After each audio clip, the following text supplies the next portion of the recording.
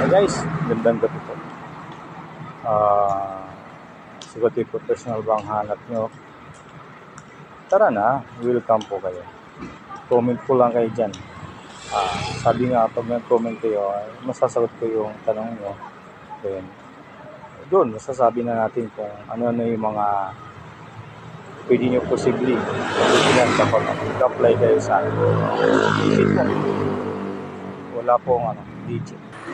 Huwag na mag-atubili. Pag ng operation, security guard, lady guard,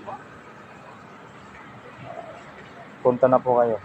Sabi nga, mag-comment lang, sasagutin ko sa either private PM sa akin para yung mga katanungan niya masagot ko.